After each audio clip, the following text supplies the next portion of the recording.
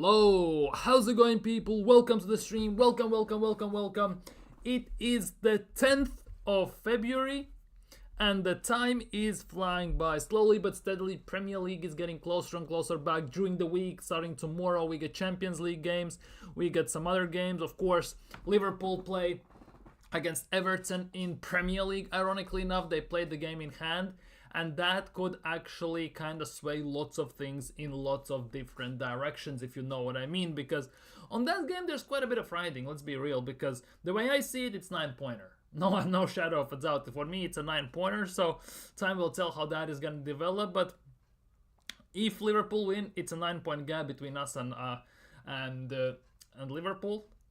14 games to go. A very steep mountain to climb, to say the least. If Liverpool lose by some weird goddamn miracle, which is pretty much, I don't know, I don't want to say impossible. Moyes is doing quite decent job at Everton. Still, it is a bit of a rough one. A draw, it will be very interesting to see how that develops. I'm not gonna lie, it will be very interesting to see how that develops if they play a draw. But today on the agenda, of course, we have some transfer news. And again, of course, we're talking about summer transfer, so we definitely gotta get into that. Summer transfers in terms of Arsenal, players coming in, potentially, players going out, potentially. There have been some very, I don't want to say far-fetched, but I would say some very weird links that basically have come out of nowhere. Nobody expected them to come out whatsoever, although to a certain extent they make also quite a lot of sense. So we're going to talk about that, just in general, discuss the players that are mentioned there. We're going to look at the things, how they might go. We're going to look at some reports regarding Arsenal, with players potentially being back. Of course, yesterday we talked about Ben White, who potentially could be back for Arsenal, and about the fact that he could play, but even against Leicester, there is some rumors that even that might happen. But there are also some other rumors regarding Arsenal, injured players coming back, and we're gonna discuss, of course, that as well. But of course, the main topic will be the rest of the season and some transfer news, of course, because Arsenal selling players will be quite heavily one of the biggest reasons what we do in the summer. So we're definitely gonna talk about that. So without further ado, let's not drag this too long. Let's get straight into the stream. So if you're new around here, of course, subscribe, like the video, like the stream, share it around, do everything. Just, it costs nothing. Liking the stream basically takes you 1 second and it costs you nothing. If you have any thoughts you want to discuss, by the way, leave them down in the live chat or leave them down in comments below. After the stream, if you're watching this as a playback, definitely gonna answer to your comments, because I tend to answer to pretty much every single comment I get. So that definitely would be a very interesting discussion, no matter whatever you say regarding what we're gonna talk about today. But we're gonna kick things off today with some weird stat which really threw me off, and why one of the biggest reasons why partially I want Mikel Arteta sacked. I didn't want to start on such a sour note, but I'm not gonna lie, we're gonna start on somewhat sour note today, because basically what happened yesterday, this was a tweet that got put out by Now Arsenal. Mikel Arteta, before Mikel Arteta arrived, Chelsea beat us 6-0, Liverpool 5-1, United 8-2, Manchester City 6-3, Liverpool 4-0. Now Mikel Arteta's Arsenal are 18 games undefeated against traditional top 6. This is the record we have had in recent times against many of these teams as well, by the way, against top 6 sides. And some of you want him sacked. And basically it says, don't make me laugh. 18 games played, 0 defeats. However, Yorkshire Gunner, big up Yorkshire Gunner in this regard, he countered this with arguably without argument, the more important stat in all of this, which at the end of the season is trophies. And he said basically this: before Mikel Arteta, we got an FA Cup, 2 years in a row, we finished second in Premier League, we got another FA Cup, we won the EFL Cup, and we finished second in EFL Cup, and we finished second in Europa League. During Mikel Arteta's time, in 3 years, we have gotten an FA Cup, and we have finished second twice in Premier League. And that basically just shows everything you need to know, in my opinion. It just shows everything you need to No. Because 6 years before Mikel Arteta, we won 3 trophies, finished second in Premier League, second in Europa League, and second in EFL Cup. 6 years under Mikel Arteta, almost 5.5. We might as well count it as a 6 in a way. 1 cup, 2 seconds, and we go from there. And that's about it. That's about it. And people still say why there are people who say they want Arteta out. Let's be real. Let's not kid ourselves. This sport, at the end of the day, is about winning trophies, is about winning stuff, is about basically success and major honors. And Arsenal, obviously, have come up short massively. Let's be real. Manchester United, who are basically, well, I don't want to say awful, but shocking in the recent times, have won 2 trophies in the last 2 years. Not counting this year. They won a FA Cup under Ten Hag, and they won a Carabao Cup again under Ten Hag. Arsenal cannot even do that. We beat Carabao and FA Cups every single time in 3rd and 4th round, by the way. Big up TK, big up my guy, big up. Another injury-prone player. Suits us to the T, and that basically is what I wanted to talk about big time, to be honest, today.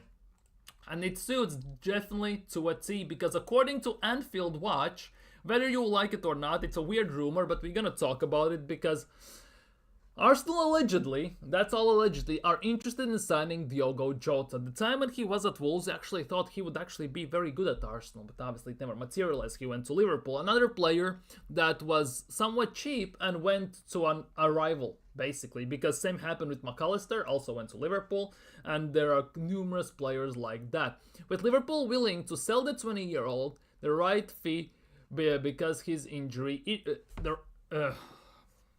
brains, I'm sorry, not working. With Liverpool willing to sell the 20-year-old for the right fee because of his injury issues. Speaking about Arsenal, injury-prone players, fits us to a T. With Jesus, with Party, with Zinchenko, with Tomiyasu, who God knows if he's even alive or not, by the way, at this stage of the season. Yeah, he fits us to a T. Let's not kid ourselves. In that regard, he fits us to a T. I kind of wish this narrative about Arsenal would change at some point. Well, at least at the time when I'm alive. Because as far as I can remember Arsenal, like properly remember Arsenal, right? We've always been injury-prone team. We have been injury FC. There were many memes of Arsenal's badge instead of cannon having a wheelchair. Jack Wilshere got called Jack Wilshere. Walcott, Oxlade, they were injured a lot. Ramsey as well. Of course, we are not talking about Abu Dhabi and players like that even. Arsenal always have been subject to injuries to a very high extent. And the worst part is, we don't learn from that. We actually sign injury-prone players consistently as well. It happened with Tomiyasu, we did that with Calafiori, let's be real, he had many injury issues before even he signed for Arsenal. Merino also wasn't the freshest chicken in the coop. Let's be real, Jesus had some stuff here or there and stuff like that, so it's not the best of things basically we can talk about here. I'm not gonna lie, but in some extent it fits Arsenal to a T. Now, let's be real, there's also no argument that there is a very good player there. Diogo Jota is actually a very, very good player. I'm not gonna lie. He always manages to score against Arsenal as well. In that regard, he actually would be quite decent. And I think if Arsenal signed him, he definitely would elevate our attack. He actually is something unique, something special in the attack. And he has abilities that Arsenal are missing heavily in our attack and our attacking department in general. Now, the issue about this is, of course, it's the injury issues. Because we already have Jesus, who is out basically instantly for half a year all the freaking time, with his ACLs, with his injuries, with his other injuries and stuff like that. So signing Diogo Jota would add one more player to injury list, to basically a player who's prone to injuries. However, let's not kid ourselves.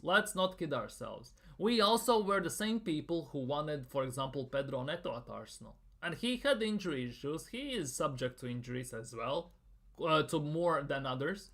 But at the same time, there is no argument that he's actually a very good player. And same goes for Diogo Jota. So I would put this to an argument, for example, in the chat and for you who are watching. Would you take Diogo Jota at Arsenal? Obviously, it's being stated here that potentially, if that would come, if everything would come to that, Liverpool would be willing to let him go for the right fee. The question is, what do they consider the right fee? That for me is the biggest thing. What would they consider the right fee? Because the way I see this is Liverpool will sell. There are already rumors that they actually might sell Luis Diaz, maybe someone like that as well. And that only means one thing. They're gonna buy a proper bagsman. They're gonna go for Gyökeres most likely. There's a big chance they might go for Gyökeres and someone like that. Let's not kid ourselves. This could actually turn into another situation where we basically sponsor one of our main rivals' biggest signings. Because by buying Jesus and Zinchenko from City, we sponsored City signing Erling Haaland to maximum extent. And if Arsenal actually would go and buy someone from Liverpool, we actually could be sponsoring them signing actually a proper striker up top, because there are talks about Darwin Núñez going to potentially Saudi, because Saudi are interested. They would offer about 70-80 million even potentially and stuff like that. And to the way Liverpool play, they actually are missing a proper striker up front, because that fits into Slot's system to a very high extent. And they are also should be slowly starting to prepare for the time that Salah leaves. They need to find replacements, other ways to score. And we saw them against Plymouth. They were creating chances. I'll admit that the Plymouth goalkeeper was standing on his head literally to keep them in the game and basically get them a shutout win, a clean sheet win against Liverpool. But without Salah, they were missing something quite heavily. Even though they created chances, they had big chances to score, they still lack that extra pizzazz in the team, and that is something that only Salah can provide for them in that regard. Big up Nathan, big up my guy. They said Mahomes played like Odegaard yesterday. Yeah, he ghosted, totally disappeared. They got physical, they wrapped him up, they shut him out, and he basically didn't find a way to recover. Basically, he pulled an Odegaard. Let's be real. I don't want any Liverpool... I don't want anyone Liverpool would sell to us. Like, I assume that is subject to the player there would be willing to let go, right? I assume that, Nathan, because if they offered you Konate, there's bigger chances than not that you're taking Konate, right? Let's be real. If they offered us McAllister, you probably would take McAllister. There's no argument about that. There are certain players you definitely would take. But overall, Diogo Jota to Arsenal, it's such a random type of rumor to come out at this point that it's kind of making me very confused. Why is it even a thing? Why is it even a thing in that regard?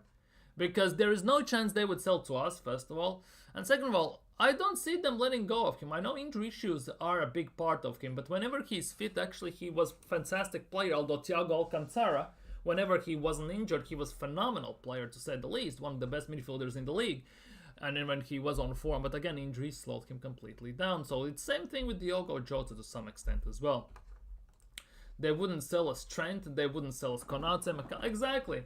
That is the biggest thing, and to think that they signed McAllister for £35 million, and Arsenal basically just didn't even think about that, it's actually kind of embarrassing, I'm not gonna lie.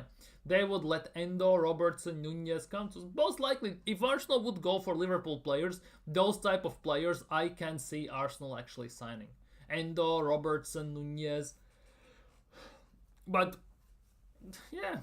But we don't actually need any of those. We already have Kai Havertz, who is basically Núñez to some extent. We have Robertson, who is basically Zinchenko. We have Endo, who is basically, I don't know who even Endo can be, Merino, basically, to some extent. So, we already have player per player, similar players there, so why would we sign any of those? It's actually kind of insane. Just like City sold us Jesus and the politician, but not Alvarez. True, and a year later they sold Alvarez for 80 million to Atletico Madrid, and this season he's balling for Atletico Madrid pretty much instantly. So, it's very interesting. But also, I don't think Arteta even wanted Alvarez. I'm gonna put it to this rumor as well. I don't think Arteta even wanted Alvarez. I would put it that way. Because Arteta wanted to invert, hence he gets Zinchenko. And Arteta wanted a very multi-optional, multi-possession attacker who can play wing attack, which obviously Alvarez can do, but obviously he decided to get Jesus. Why? I have no idea, by the way, but At the moment, maybe it seemed like the easier deal because Jesus was on the outs of City and Pep Guardiola's plans, so maybe that seemed the easier option. But ultimately, we paid 80 million for them combined, which ultimately led them for signing Haaland. And let's be real, the rest is history these days. So it is what it is these days. Very sorry for yawning. I'm very, very sorry. But the rumors don't stop there. The rumors don't stop there, by the way. Arteta only likes young, inexperienced attackers who wouldn't take a World Cup UCL winner. That is the biggest thing. And for Arteta, actually, to have any chance at any trophy, he needs to realize this. If he wants to be at Arsenal, if he wants to win the major honors, Champions League, Premier League, and stuff like that, let's be real. He must admit that he needs to sign big players, world-class level players. And let's be real, what comes with world-class level players? Besides the output, obviously, an ego, a personality, which you must know how to contain, how to manage, how to disrupt, or how to elevate, depending on situation. You basically need to be always in control. And this is not a control what I'm talking about micromanaging what Arteta does on the pitch, from the sidelines. This is about control, basically for players' emotions, not letting them take over, where he basically either drowns himself into the slumps or thinks he's better than anyone else, thinks he's the center of the world. And Arteta, sadly, has no goddamn idea how to do that. He genuinely has no goddamn idea. And that is the biggest issue. That is the biggest issue because for me, as I said, if Arteta wants to sign someone, if Arteta wants to win trophies, he needs to sign world-class players and needs to basically admit to himself that if he wants to do anything, he needs to learn and know how to manage the big egos. That is the big thing. That's how I know we won't get Lautaro. True, although Lautaro also is a hit and miss many times when he plays. He will go for Retegui instead, most likely, or for him. As it says, according to multiple reports today, Arsenal and Spurs are both considering making a move for 20-year-old Fiorentina striker Moise Kean. And this is basically the new flavor of the month, if you will. Because Moise Kean was at Everton. He did fuck all there. He moved back on loan. He was circling around on multiple loans. Then he went down to Fiorentina, back to Italy, back to home. Right? So basically then he has at the moment he is having arguably a breakout season, one season wonder. Who knows what's gonna happen because he's basically something like Martinelli. He was balling, he was hot and cold, then he hits one massive season like Martinelli did 2 years ago. That's what Moise Kean is doing now. Whether he'll be able to continue that, it's a completely different story. However, must admit that what Fiorentina are doing this season, it's actually quite fantastic to watch. They actually have risen higher than their expectations, and they're actually playing some very decent football, I'm not gonna lie. So Moise Kean is one of the main catalysts in that regard for the team, together with David De Gea, ironically enough, and other players. But why would Arsenal go for Moise Kean? I'm still kind of confused why we are even linked with him. Because Moise Kean doesn't seem being Arteta's type of player whatsoever. That is the big thing for me. Big up G-Star, big up my guy. Why go for Jota? I have no idea. It's just a rumor that has been put out today. It's just a random link and everything. Apparently Liverpool could be willing to let him go in summer, and Arsenal apparently are one of the teams that actually could be interested. Basically, it's all from the shelf of shoulda, coulda, woulda. And it is what it is. You either deal with it or what. Obviously, if you don't make content and everything, if you just randomly browse Arsenal news, you tend to ignore these things. You read that it's Diogo Jota and you pretty much know that it's not gonna happen. Since I talk about it on streams and stuff like that, I thought it would be quite interesting to talk about these players just on a general case. Would it make sense for them to let go? And would that fit into Arsenal's team? I'm not gonna sit here and hype him up that he's the best thing since sliced bread. And everything like that. He's going to be the guy to get us over the line. I'm just going to give my thoughts that whether he would fit the team and could that help the team in general. Because currently for Arsenal, we should stop signing young players, development type of players. We should be start to signing the needle movers, basically players that every single signing elevates the team's level, and specifically in the starting 11 and then on the bench. Obviously, when you sign some starting 11 players, the players who were starters will be the bench players. That also should mean that it actually elevates the bench's level as well. But ultimately, we need the both. We need to fix goddamn both in that regard. Keane as a phase 5 signing. Well, to be honest, we are talking about Šeško being phase 5 signing and players like that. So why does that even surprise you to a certain extent? Let's be real. As a backup, I could entertain the idea. I can see that. As the main guy, not sure. I'm kind of not sure about that though. You buy Keane when you finish 5th and need to go to top 4, not win, basically. And that's what is Šeško in my opinion as well. You buy Šeško maybe if you want to fight for top 4 and solidify yourself into top 4. Not when you go for trophies. When you need to win and win right now. If you want to win right now, you have to go for Gyökeres, you need to go for Isak, you need to go for players like that, ultimately. Or Harry Kane, ironically enough. But yeah, it doesn't look like Arsenal are going to go do that. I would take Moise Kean as a backup. As a backup, I can see that. I definitely can see that. Top Gunnar's always hyping up Šeško. Dude, Šeško yesterday scored a goal and gave an assist in RB Leipzig's 2-0 win. Probably there is already a compilation out somewhere, genuinely, on him that he's the best player Arsenal could sign since basically Thierry Henry, based on his ability. Well,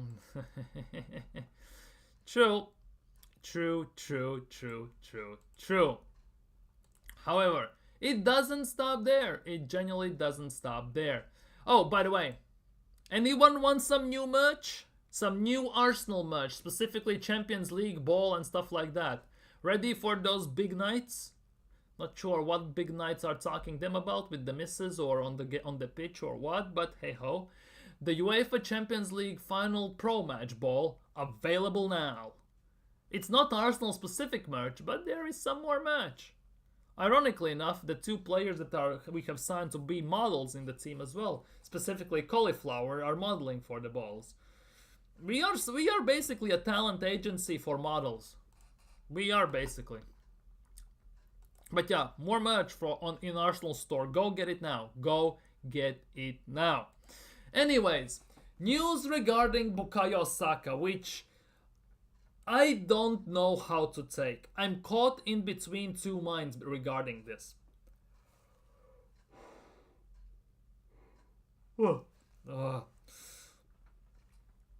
This is Bukayo Saka was out doing light gym work in Dubai this morning. Outdoing, which means he's basically ahead of the schedule in recovery process. That's what they're trying to say here.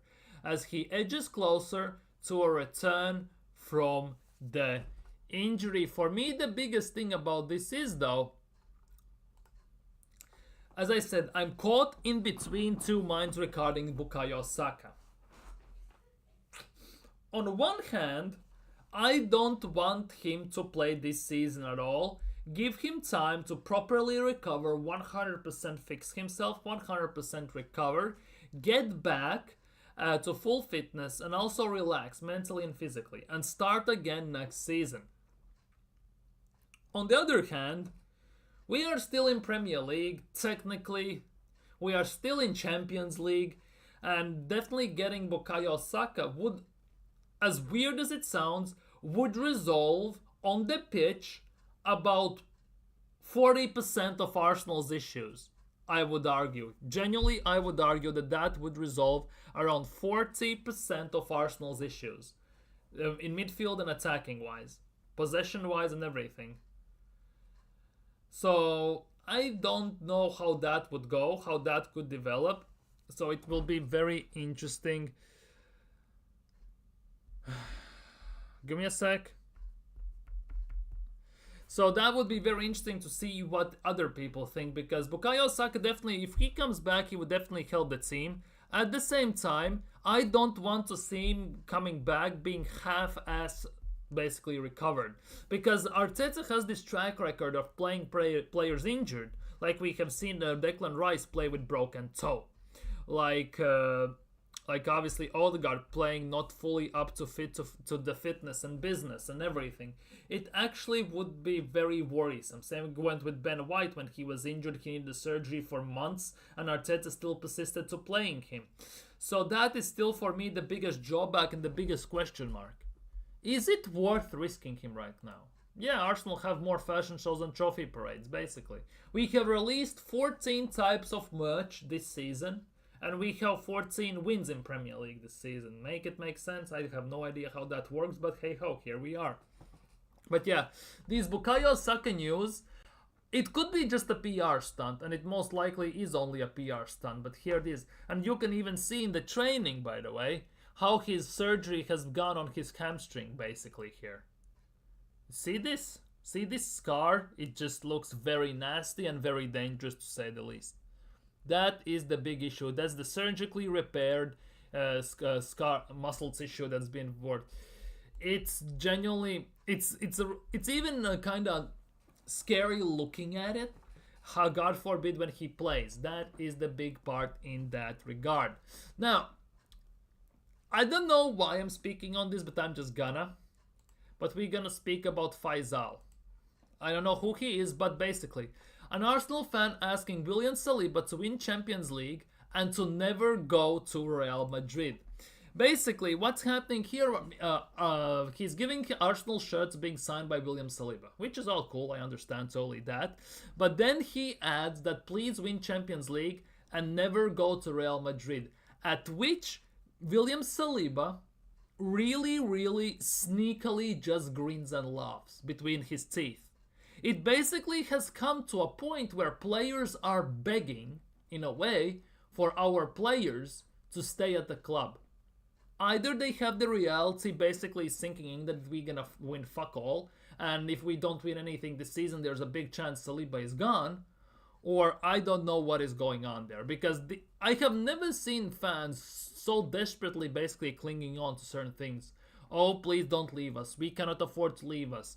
Oh, Saliba is not gonna leave. Everything is gonna be fine and everything. It's kind of weird one when fans basically go and say, please don't leave us and win us Champions League. But this is the point.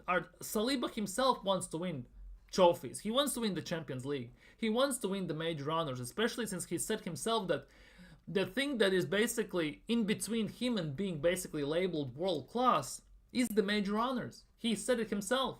In the most recent interviews, he's even putting Gabriel into the conversation together with him. So that generally means that these players are thinking about these things. It just shows if you are a big player and you have any ambition to leave a legacy behind as a player, you need to have trophies by your name ultimately. And William Saliba is a very ambitious player. He's still young. And going to Real Madrid with their current issues in general makes 100%. Real Madrid have their main two right backs out. Carvajal and Vasquez. They will have to play most likely Valverde as a right back, right? They have Militao out, injured again. Alaba injured, out again. And Rudiger out, injured again. Rudiger in interviews has expressed the will to play with Saliba at Real Madrid himself. And don't even forget and don't think that French players don't talk when they go on international duty. Because the big Spanish players, the biggest that they have, Mbappe, Tchouameni, Camavinga, Mendy, they all play for Real Madrid. And there is 100% talks about Saliba tried to being recruited from Arsenal to Real Madrid. 100% they are talking about trophies, how fun it is to win trophies, how it's to play in Santiago Bernabeu. Obviously the pressure is something different, but definitely it's not the easiest of tasks, but definitely Saliba is up to it, let's be real.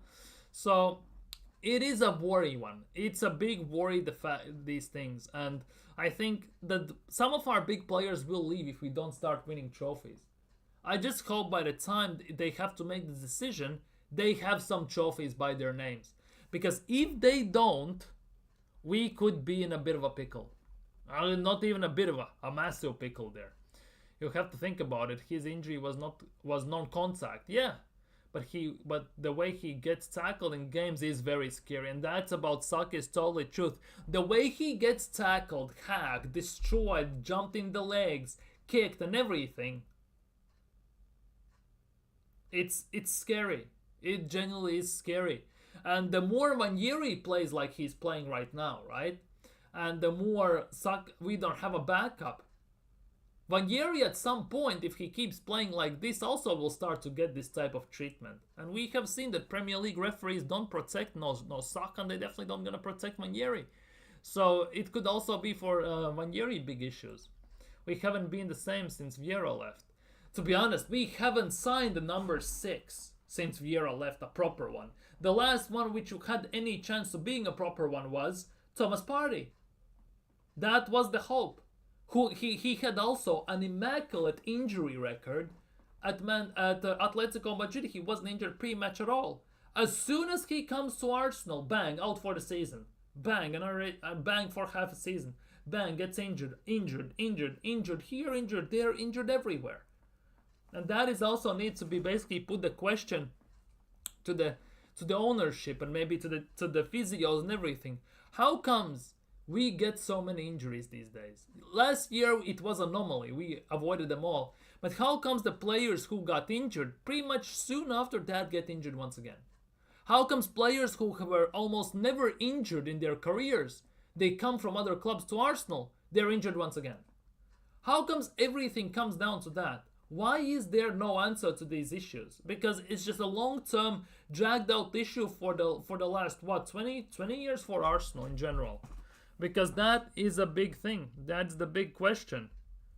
I just don't get it. I generally don't get it, how many injuries we can get.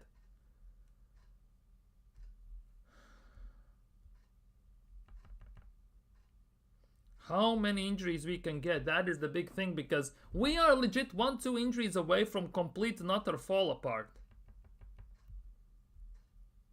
That is the big thing. I'm very confused about this. I'm very confused that certain questions don't get brought up to light. They just get basically brushed aside and we basically just go by it. That is for me the big question. Anyways, enough about that. Here we go. This is a big one. Obviously, it's from Sun Football, the most trustworthy piece of news in the world ever. Let's be real. But yeah. So, Mikel Arteta is set to let go of 7 players to fund the huge summer spreading spree. Now, first of all, this article is bullshit. First of all, because these 2 players are on loan and there's no chance we are signing them. So it's 5 at first. That's why I put in the title 5, not 7 as it states here.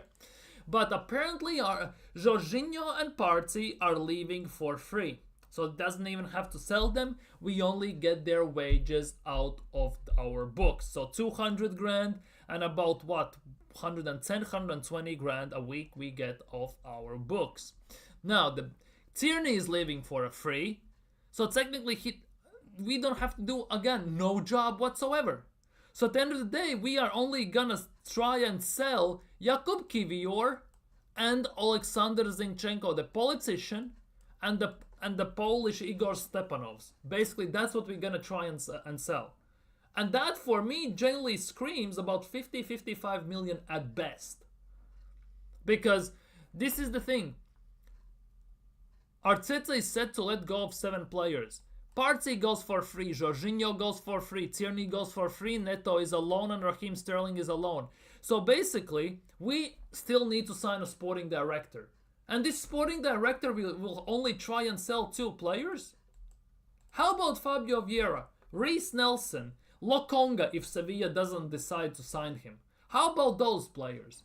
We gonna let them go as well? What's gonna happen with the youth players? Because 100% we can sell some young players that are never gonna get into Arsenal's team for some money. But we don't do that.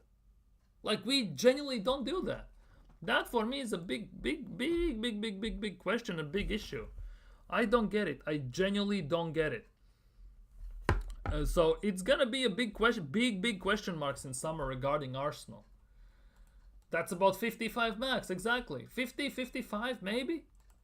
Maybe the wages are the problem. With who? Kiwior is on what, 80, 90 grand? Kiwior is on 90 bags a week, something like that. Zinchenko is on what, 150? No, not 150, 120 I think. Oh no, it is 150, fuck that. Zinchenko is on 150 bags a week. Like, those 2 players alone. Reece Nelson is on 100 grand. So do you want to tell me we cannot sell him? Lokonga is on what, about 60 grand, I think. There's no chance we're gonna sell him. It's kind of, we have put these mediocre Conference League Championship level players on such high wages, on Champions League level wages, that we actually gonna struggle quite heavily to get them off our books. That is the big thing. Where is Premier League? Salaries, Arsenal. Here we go. It's gonna load in a second. That's gonna load in a second. Now you don't see it properly, right? So let me try and fix this for a second here. Here we go. I know it's covering my face, but bear with me here. I'm gonna sit like this, and then I'm gonna move it back. This is the salary wages we are paying for these players right now. This is what we have. We have mediocre players on world-class level salaries, basically. Kai Havertz is on 280 bags. Jesus is on 265. As I'm saying this almost every single stream, our two so-called strikers, main guys who we rely on scoring goals, combined are over 550 grand a week. Over half a mil a week. Odegaard is on 240, Declan Rice is 240. So Thomas Partey goes for free. That's minus 200 bags a week, million a month. Yeah, okay. Bukayo Saka, okay. William Saliba, Gabriel Martinez. Raheem Sterling leaves. Who cares? Alexander Zinchenko, as I said, he's on 150 grand a week. 150 grand a week. Mikel Merino. What the hell has Mikel Merino done to deserve to be on 130 bags a week? What the hell has he done? Like, seriously. Ricardo Calafiori is on 120. Damn. Kieran Tierney 110. Jorginho is on 110 bags. Gabriel Magalhaes. Imagine our best center back, arguably, in the team, is the least paid defender in our team. On par with Jurrien Timber. Jurrien Timber is on 90, which is understandable because he didn't play for a year. Okay, cool. But our main center back is on the least amount, the best center back this season at least, or overall in the last year and a half, is on the least amount of money from our main guys. How wild is that? How insane is that? You have Tomiyasu, by the way, on 100 bags a week. Tomiyasu, who I don't know even if he's still alive or not, let's be real. Haven't seen or heard a peep about him for what it feels like a decade. He's on the same amount of money as Gabriel Magalhaes. How does that make any sense? Like, seriously, how does that make any sense in this regard? Exactly, these salaries are genuinely nuts. Genuinely nuts. How is Tomiyasu on 100 bags a week? Can anyone explain me this wizardry? Kiwior is on 58 bags. Okay, cool. Neto is on 50. Look at these. Look. Ethan Vanieri is on 6 grand a week. And he's playing better than most of our attackers. Luis Skelly is on 4 grand a week. He's playing more consistent minutes than all of our left backs who we have combined spent 150 million on almost. And he's on 4 grand a week. Our best players, arguably, right now in the team are the ones that earn the least amount of money.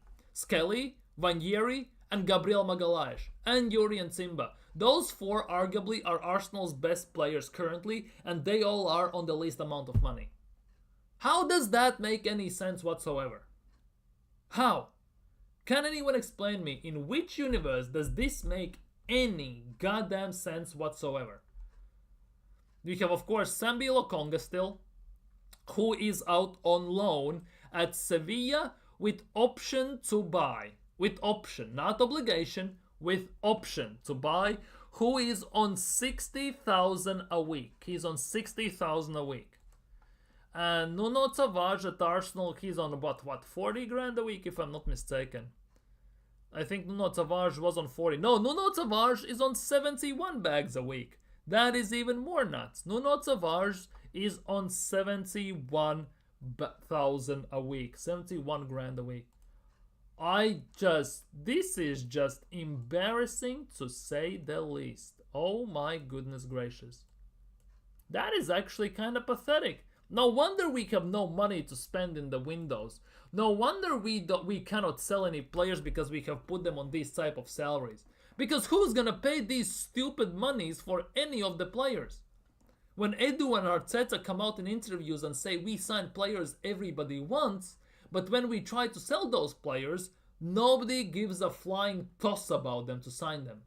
Like, how does that work? How Arsenal have managed to basically put them in such a hole?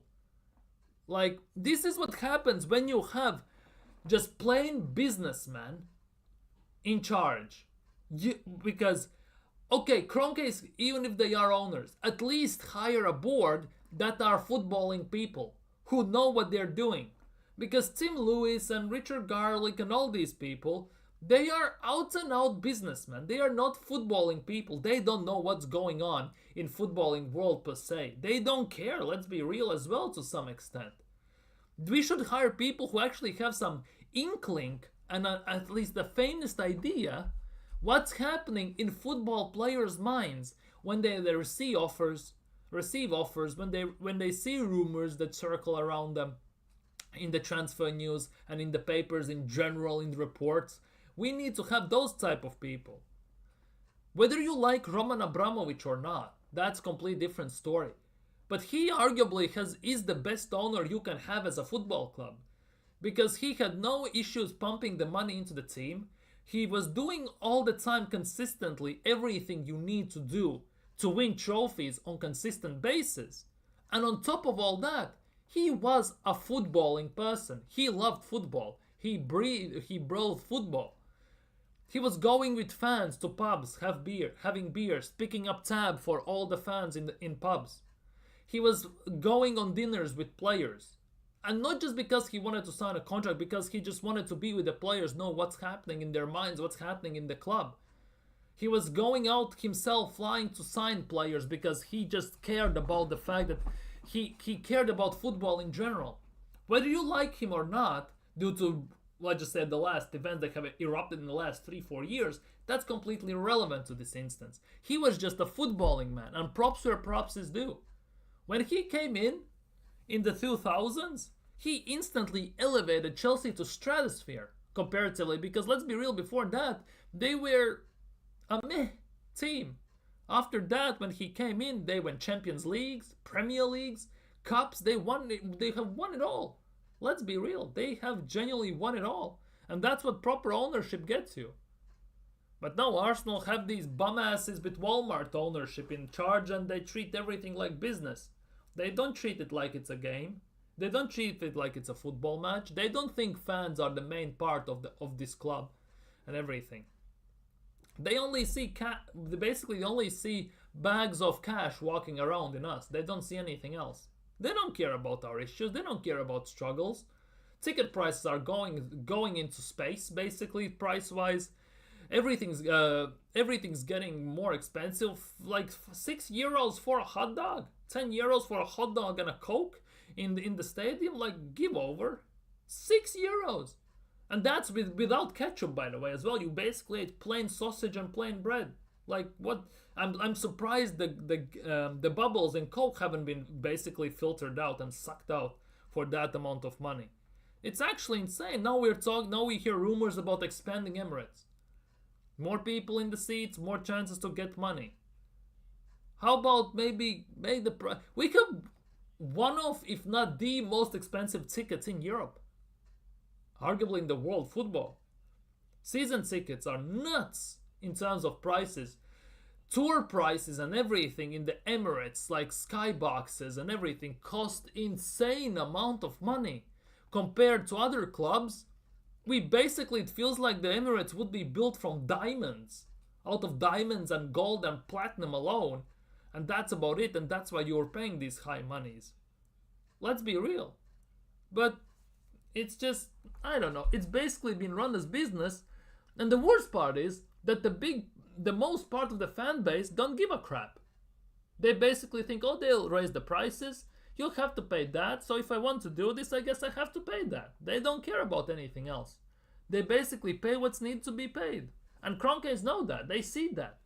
They have realized that the fans will pay no matter how much, no matter how high the prices get, solely due to the fact that they have emotional connection to the club. They have been fans for it for years, for centuries. What it feels like, aren't arguably. Everything is built as backwards. Exactly, they're doing everything backwards. They're raising the prices, but the performances get worse. They're raising the prices, but everything surrounding Arsenal gets worse. Everything is basically doing 180. It's nothing it's not like going in the same direction, they're going in opposite directions at the end of the day. And that is the worst and the most annoying part about this, because fans also don't want to recognize that. Many fans do, let's be real. There are part of fan base that realize that. But the rest of the fan base, they don't give a damn. They work, it's hard-earned money, and they will pay whatever Arsenal asks them to pay at the end of the day. Wait, let me check this.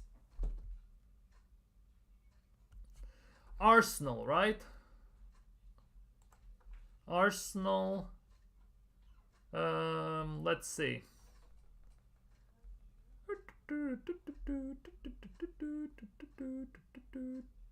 Stadium tours, Arsenal. Stadium tours. Yeah, it shops to Latvia. Nobody cares. Stadium tours. Match day tour pricing. Can you see this? Good, you can. That's good. That's good that you can see this. Let's check this. How expensive it is to have a tour at the Emirates. Match day at the for 10% off for all members, by the way, if you get the membership. You get 40 match day, 40 for adults, 35 for concessions, and 30 for a child. Legend, 6. Whoa, prices low. That is actually kinda nuts. Adult stadium tour £30. Adults from 15 match day tour. Adults VIP legend experience with David Seaman, £375. Here we go. Adults Legends Tour 50. Tickets virtual stadium tour £8. What else is there?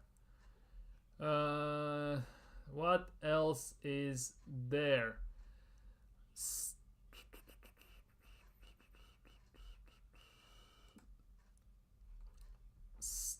Stadium tour. Oh my goodness gracious. It's hella expensive, I'm not gonna lie. It is hella expensive. Now, hospitality. This should be a fun one. I'm not gonna lie, hospitality could be actually a fun one to watch, because it could actually be off the charts. Hospitality. Explore packages. Here we go. This is the stuff we want to see. Let me... How I can do this so it looks properly? Wait, links. Let's go it like this, and then let's make it a bit smaller so you can see this. I'm gonna make it this one, fuck's sake. This one a bit bigger so it looks like... Basically so it looks like this. I'm gonna put it down the middle, then I'm gonna readjust it. So, how does this look? Academy Plus. Keep matchday casual and club level with the relaxed and informal package with the views from the halfway line or midfield section. £600 per person. Holy crap. Royal Arsenal is available at our Men's Champions League games. Only one on a per person basis. Premium club level match seats, relaxed and Royal Oak. Champagne on arrival. You get a glass of champagne. Fuck yeah. This is how we do it. £700 per person. Women's Super Lounge, 200 nearly. Signature Experience, £300. Meet a women's first team player and take a private pitch side tour. Whether it's Alicia Risseau or whoever, go figure. Watch the players as they arrive at the stadium via the exclusive players entrance before being taken pitch side to set the corner flag in a place before the match. Available for our Arsenal women's games for groups of 4 or 8. £255 per person. How does that even work? there are 4 corners on the pitch, and you can take a group of 8. So basically 4 people go, they put the corner flags, and basically then they pull them out and the next 4 people go. It makes 0 sense. And for example, if 8 people go and do this, it legitimately is 816 £2,000 overall. Executive Box Plus. Host friends, family, or clients on match day and enjoy our superb pre-match Islington menu available for our Arsenal women's games. That's £2,000 per box. £2,000 per box. Let's see what else is here. £2,000 per box, by the way. Clock End Plus. Watch the match action from luxury executive boxes seats with the inclusive drinks package available for Arsenal women's game. £150 nearly. Here we go. Executive Box. The perfect private space to host friends, family, or clients on match day available for women's. £2,000 nearly. How about men's? I want to see the men's ones. Here we go. Here we go. New for the 24-25 season, Club 1886 hosted in Dial Square Gallery, available for our men's game on a per person basis, premium match seats, private lounge access, complimentary drinks, £650. Anyone got the money? Executive Box N7. Experience box hospitality and take away your own official replica shirt after. It's a replica, by the way. It's not even a real thing. It's only a replica. Available for Arsenal men's games for 10, 12 or 15 guests. You pay £12,000, by the way. £12,000 per box, and you don't even get the real shirt. You just get a goddamn fucking replica. How? What? For £12,000, you would think you actually get the real shirt. You would think so, wouldn't you? Real shirt, what does it cost? £100? So you have 10 people, that's £1,000.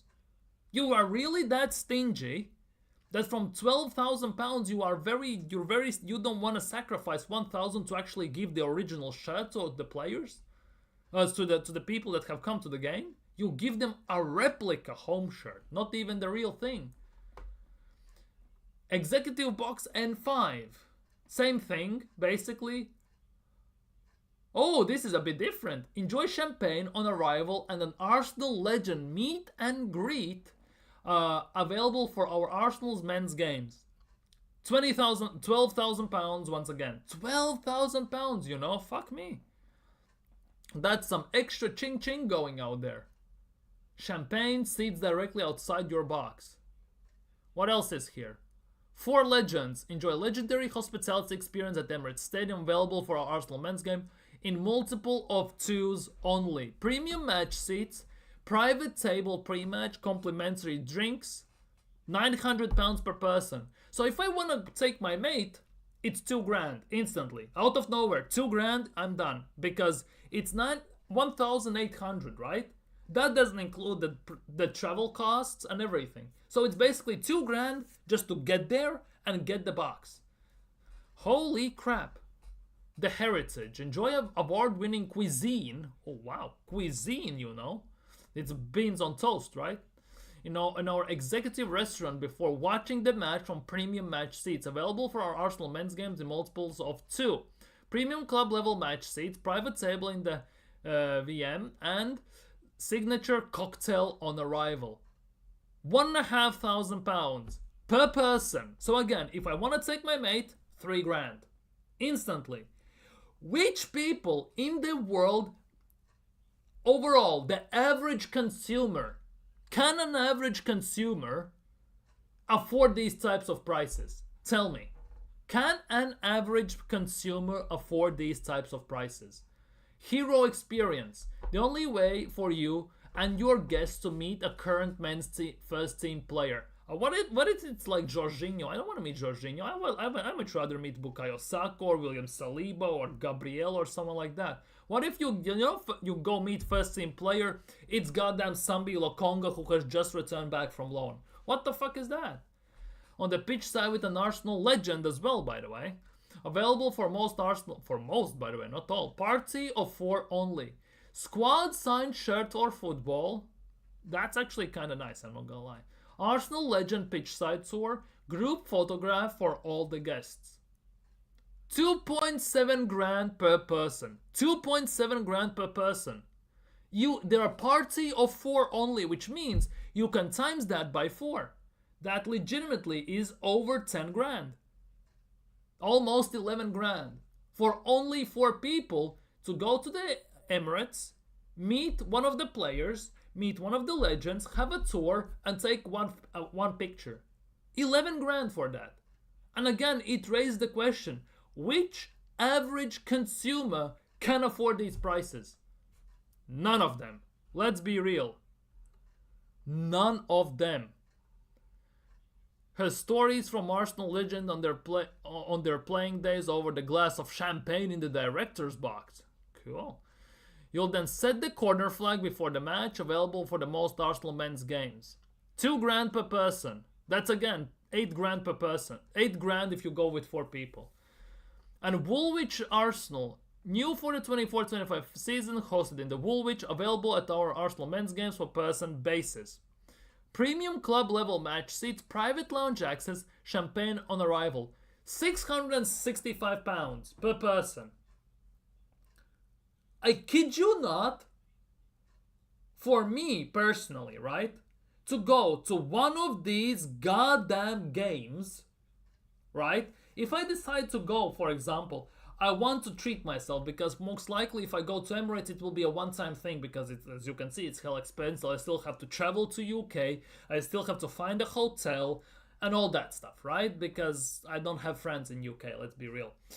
And everything, it would cost me around 20 grand. 20 grand it looks like. Because I want to take my girlfriend, my kids, so that's 4 people, right? That's generally, if I want to go into Emirates and have even the hero experience, that alone is 10 grand. Well, 12 grand almost. And then I have to buy the tickets to fly there, tickets to fly back, book a hotel for 4. We still have to eat, still have to do the tours, in general in London and everything. That's 20 grand. I generally could not save 20 grand for about... I would generally have to save for 20 grand 5-10 years at least, and that doesn't include even the fact if I have medical emergencies, if something breaks down in my house and I have to fix all this crap, if I have to buy something new for the house, new couch, new wardrobe, I don't know, new car or something, it's pretty much for the average consumer, it's almost impossible to go to England unless someone pays for you. Especially if it's a one-time thing, you want to do this properly and everything with your family or your friends, you want to fully enjoy the experience. At best, you can maybe go to the Clock End, premium match seats, relax in Dal Square and pay bars in Dal Square Gallery. And that's about 100 per person. And that's the only one I can afford from this if I decided to go next month. Rest of them I have to save until I'm bloody 50. And that's in 20 years. A bit less, but okay. It's genuinely for me as a average consumer, I'm not gonna lie, it is genuinely impossible to go to Emirates. For me as an average consumer, for me it is genuinely impossible to go to the Emirates. As wild as it sounds, I might never go there. I'm not gonna lie, I might actually never ever go to the Emirates in that regard. I might never go to Emirates and see Arsenal play. As sad as it sounds, I'm not gonna lie. As sad as it sounds, I might actually never ever go to Emirates and see Arsenal play in my lifetime. As mad and as sad as it sounds, I'm not gonna lie in that regard. But hey, it is what it is, I guess. No, I haven't. I absolutely haven't. For me to get to Emirates alone, it costs an arm and a leg. I don't think the plane tickets to UK would be that to London in general would not be. I'm sorry, I misclicked. Would not be that expensive for me personally, if I was about to fly alone, or something like that. But overall, I would, if I have to book, I will have to book hotels and everything. It would generally cost quite a bit of money. I'm not gonna lie. Like that actually would be kind of nuts. If like I just read out these prices and everything. It literally kind of sets in the realization that it might never happen. Because ultimately, at the end of the day, as much as I love Arsenal, my family comes first, and I have to provide for my family. And the quickest time, maybe in what, my kids 10, 15 years, I would say 15 to 20 years, I will be 50 at the time that I may actually have a chance to start and save up to go to Emirates at some point. And these prices, the way the Kroenkes are raising the prices, I might be 75 by the time I actually have saved enough to go to the Emirates to some extent. Because most likely if I go there, it's a one-time thing. Most likely. Because I don't see it happening. Or I will, but I don't know if I ever will. That's the big thing here. Yeah, it is. And we still won't have won the title by then. Most likely, we will still not have won Champions League or something like that. It's weird, to be honest, because I have checked prices to go to Champions League final games. It costs me 3-4 times cheaper to go to a Champions League finals game than actually go to one Arsenal game if I want to have that full experience. It's much cheaper for me to go to Champions League game and have the full experience to some extent than go to Arsenal's game and have a full experience. As wild as it sounds, by the way. Arteta's grandson will be the most likely, yeah, by the time Win the dog will have had the 55 puppies and that puppy will have more puppies and then it will be just a generational puppy marathon here. So I guess only time will tell. But yeah, that was a rough one, I'm not gonna lie, going through this. That genuinely was a rough one going through this, so I wish I kinda didn't now, I'm not gonna lie. But yeah, Šeško, this is the big one still. This is the big one still. Before Mikel Arteta, in 6 years, we won 3 FA Cups, finished second in Premier League, second in Carabao Cup, and finished second in Europa League. During Arteta's time, in the same time, by the way, we have won 1 FA Cup, so 2 trophies less, and we have finished second in Premier League second. Big up Yorkshire Gunner for this tweet, by the way. Yorkshire Gunner, big up to him. And this is one of the biggest reasons why we want Arteta, why I personally want Arteta gone. Because trophies are the measurement of success, and ultimately, it genuinely means nothing. Because Arsenal haven't won Premier League in 21 years, FA Cup in 6 almost, let's be real, and Carabao Cup in 32 years. And I'm not even going to talk about Champions League. Because if we look at the top 4 in Premier League currently, Arsenal are the clowns of that top 4 because we are the only team who hasn't won the Champions League, by the way. Even Nottingham Forest have managed to win a Champions League. As mad and as wild as it sounds. But yeah, I think on that note, I'm gonna end today's stream. So if you haven't already, smash a thumbs up, like the stream, subscribe, hit that bell, all the good stuff. Leave your thoughts down in the comments below. Take care, stay safe, see you all tomorrow. Champions League's tomorrow, so there's definitely finally some football we can watch properly. So time will tell, round of 16, who Arsenal are gonna face. We're gonna try and figure out that and as well. So it will be very interesting to see. But yeah, for today, I'm gonna be out. Hope you have had amazing time on the stream. Hope you've had fantastic start of the new week today, Monday, and I hope you have a phenomenal Tuesday tomorrow. And yeah, see you guys very, very soon. Take care, stay safe, have a nice evening, like, comment, and subscribe, and